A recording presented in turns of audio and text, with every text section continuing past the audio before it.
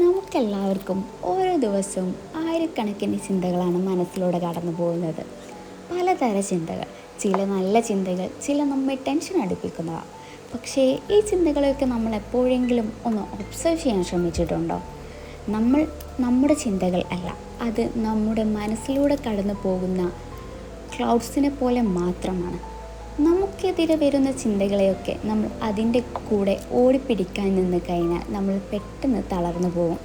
അതിനു പകരം ഒരു തേർഡ് പേഴ്സണായി നിന്ന് ആ ചിന്തകളെ ജസ്റ്റ് ഒന്ന് നോക്കിക്കാണാൻ പഠിച്ചാലോ?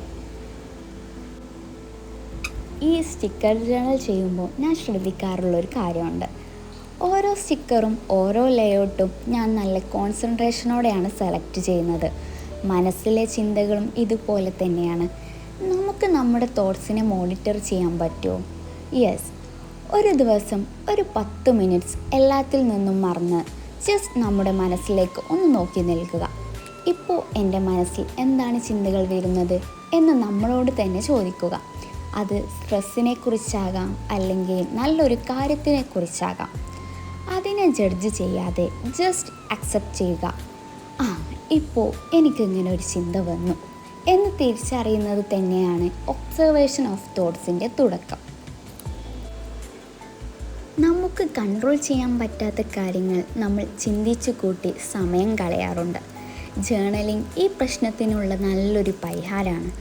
മനസ്സിലെ ചിന്തകളെ നമ്മൾ പേപ്പറിലേക്ക് പകർത്തുമ്പോൾ അത് നമ്മുടെ പുറത്തേക്കുള്ള ഒരു ഔട്ട്പുട്ടായി മാറുന്നു. ഒരു റോഡിൻ്റെ സൈഡിൽ നിന്ന് പോകുന്ന വാഹനങ്ങളെ നോക്കി നിൽക്കുന്നത് പോലെ നമ്മുടെ ചിന്തകളെയും ഒബ്സർവ് ചെയ്യുക.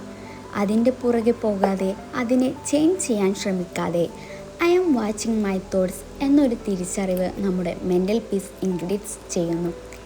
ഇത് വളരെ സിമ്പിളായി തോന്നാം, പക്ഷേ പ്രാക്ടീസ് ചെയ്ത് കഴിഞ്ഞാൽ നമ്മുടെ ഫോക്കസും കാംനെസ്സും വളരെയധികം കൂടും. ഞാൻ എൻ്റെ ജേർണലിംഗ് സമയം ഇതിനു വേണ്ടി കൂടിയാണ് ഉപയോഗിക്കുന്നത്. ആർട്ടിലൂടെ നമ്മൾ നമ്മെ തന്നെ അറിയുകയാണ്. ഈ വീഡിയോ നിങ്ങൾക്കൊരു റിമൈൻഡർ ആവട്ടെ.